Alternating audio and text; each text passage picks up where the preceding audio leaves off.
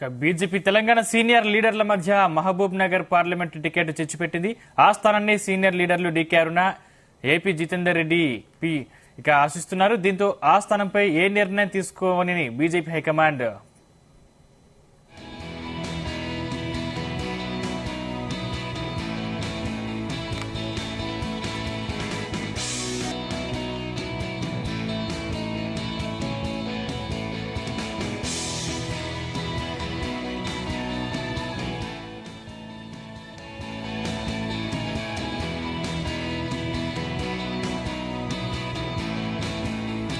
BJP Telangana senior లీడర్ల మధ్య Mahbubnagar parliament ticket చిచ్చుపెట్టింది.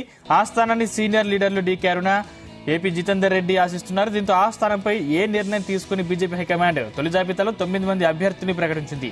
ఈ నేపథ్యంలో ఆ స్థానం ఆశిస్తున్న ఏపీ జితేందర్ రెడ్డి చేసిన ట్వీట్ చర్చనీయాంశంగా మారింది. తనకు తిరుమల వెంకటేశ్వర స్వామి తోడున్నాడని, మహబూబ్ నగర్ టికెట్ తనకే వస్తుందనే నమ్మకం ఉందని ట్వీట్ చేశారు. ఆ ట్వీట్ ను ప్రధాని మోదీ, కేంద్ర మంత్రి అమిత్ షా, పార్టీ జాతీయ నాయకుడు జేపీ నడ్డా ట్వీట్ చేస్తారు. ఇదే అంశానికి సంబంధించిన మరింత పూర్తి సమాచారం మా ప్రతినిధి శశి అందిస్తారు. శశి, గుడ్ మార్నింగ్ అండి.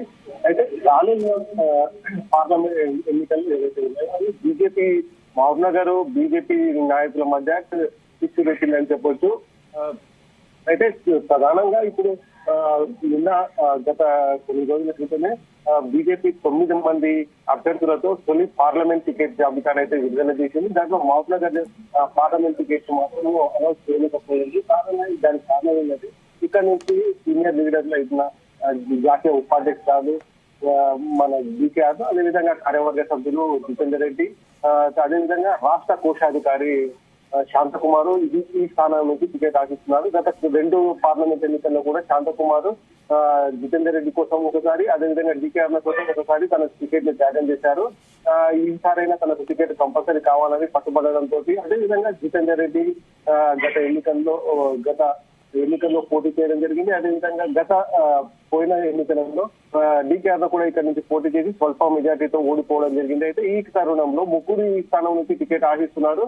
అయితే హైకమాండ్ ఎటు తెలుసుకోలేక ఈ 9 మంది జాబితాలలో మహబూబ్ నగర్ టికెట్ మాత్రము ప్రకటించలేదు. అదేవిధంగా రీసెంట్ గా వచ్చిన భరత్ నాగర్ కర్నూలు జిల్లా నుంచి నాగర్ కర్నూలు పార్లమెంట్ సెగ్మెంట్ మాత్రం భరత్ ప్రకటించింది. దీంతో ఇక్కడ ఉన్న సీనియర్ల మధ్య చిచ్చు రేపింది. అయితే ఈ తరుణంలో ఏదైతే మన కార్యవర్గ సభ్యులు జితేందర్ రెడ్డి ఉన్నారో ఆయన ట్వీట్ ఆసక్తి చెప్తుంది. అయితే తనకు ఏడుకొండల వెంకటేశ్వర స్వామి తనకు అండగా ఉన్నాడని, రాబోయే ఎన్నికలలో మహబూబ్ నగర్ పార్లమెంట్ నుంచి తనకు టికెట్ లభిస్తుందని బీజేపీ జాతీయ అధ్యక్షులు మన నడ్డాకు, అదేవిధంగా మోదీకి, అమిత్ షాకు ట్యాగ్ చేస్తూ ట్వీట్ చేయడము ఇక్కడ ఆసక్తికరంగా లేకుంది. దీంతో ఇక్కడ సీనియర్ల మధ్య చిచ్చు రేపడంతో పాటు టికెట్ వస్తుందా లేదన్న అసహనం కూడా మనకు కనిపిస్తుంది.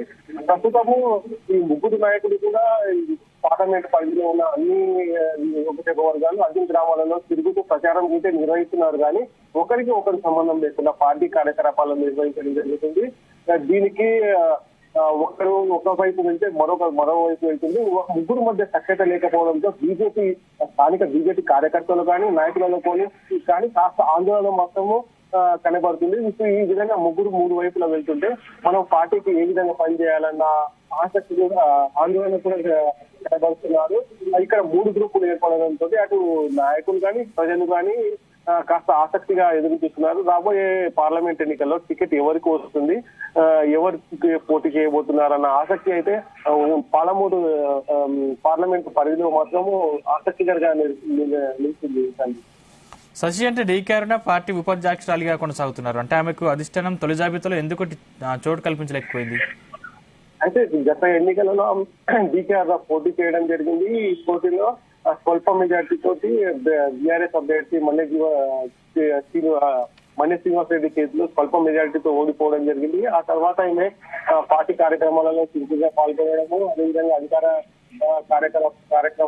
కార్యకలాపాలపై ఎత్తి చూపడము, ఈ విధంగా చేసి ముందుకు సాగుతున్న పరిస్థితి ఉండేదైతే రాబోయే ఎన్నికలలో మహబూబ్ నగర్ పార్లమెంట్ స్థానం నుంచి ముగ్గురు పోటీ టికెట్ ఆశించడం తోటి, అదేవిధంగా గత ఎన్నికలలో ఓడిపోవడమే, అదేవిధంగా ముగ్గురు పోటీలో ఉండడంతో అధిష్టానం ఎటు తెలుసుకోలేకపోయింది. ఎందుకంటే గతంలో ఇద్దరికి అవకాశం లభించింది. ఈ ఇద్దరి కోసం శాంతకుమార్ టికెట్ త్యాగం చేయడం జరిగింది. అధిష్టానం మాట త్యాగం చేయడం జరిగింది. అయితే ఈ ముగ్గురిలో ఎవరికి ఇవ్వాలి, ఎవరు ఇచ్చిన అలకపూలు కాదు, రాబోయే పరిణామాలను ఎలా ఎదుర్కోవాల్సి వస్తుంది తదితర అంశాలను దృష్టిలో పెట్టుకొని తొలి జాబితాలో మాత్రము పార్లమెంట్ మహబూబ్నగర్ పార్లమెంట్ సెగ్మెంట్ ని హోల్డ్ లో ఉంచారు. రాబోయే నాకు మనకు అందిన సమాచారం ప్రకారము వచ్చే రెండవ జాబితాలో మాత్రము మహబూబ్నగర్ పార్లమెంట్ స్థానాన్ని ఖరారు చేసే అవకాశం అయితే ఉంది.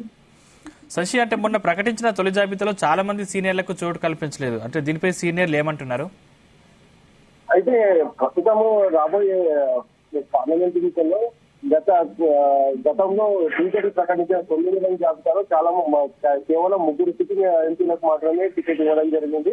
మిగతా సీనియర్లకు ఎవరికి టికెట్ కన్ఫర్మ్ చేయలేదు. అయితే ఆయా స్థానాలలో పోటీ ఎక్కువగా ఉండడం వల్ల ఈ టికెట్ కన్ఫర్మ్ చేయలేకపోయింది. దీనికి సీనియర్లు మాత్రం కాస్త ముభావంగా ఉన్న రాబోయే ఏవైతే లిస్టులు ఉంటాయో ఆ లిస్ట్ లో తమ పేరు ఉంటుందని ఆశాభావంతో ఎదురు చూస్తున్నారు. అదే విధానంతో ముందుకు వెళ్తున్నారు, కార్యక్రమాలను కూడా జరుపుతున్నారు. కానీ ఏదో ఒక మూలన తమకు టికెట్ వస్తుందా రాదా అన్న భయం మాత్రము సీనియర్ నాయకులలో కలిగి ఉంది. ఇదే కొనసాగితే గతంలో నగర్ కర్నూలు జిల్లా నుంచి బంగారు స్థితి పోటీ చేయడం జరిగింది. అయితే మొన్న 9 మంది జాబితాలో 2 రోజుల క్రితమే పార్టీలో జాయిన్ అయిన ప్రస్తుత నగర్ కర్నూలు ఎంపీ కుమారుడు భరత్ కి ఆ టికెట్ కేటాయించడంతో అంగమూలిన మన బంగారు స్థితి ఇప్పుడు కాంగ్రెస్ పార్టీలో చేరడానికి సిద్ధమైంది. ఇలా వేరే ఎవరైనా చేసే అవకాశం అయితే ఉంది. ప్రస్తుతానికి అయితే అలాంటి అవకాశాలు ఏమి లేవు. రాబోయే ఎన్నికల లిస్టులో తమ పేరు ఉంటుందన్న ఆశాభావంతో సీనియర్లు ప్రస్తుతం వెయిట్ చేస్తున్నట్టు పరిస్థితి ఉంది. శశి, అంటే మరి ఇతర పార్టీల నుంచి వచ్చిన నేతలకు టికెట్లు కేటాయించడం వల్ల అక్కడున్న నేతల పరిస్థితి ఏంటి?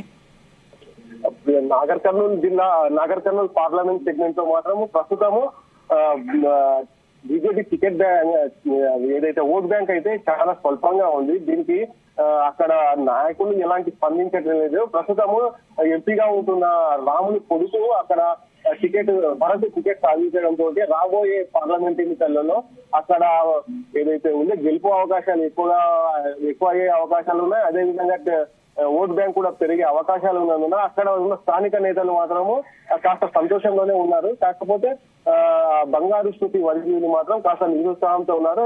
బంగారు స్థితి మాత్రము కాంగ్రెస్ లో చేరడానికి సిద్ధమవుతున్నట్టు తెలుస్తుంది. Right, thank you Shashi.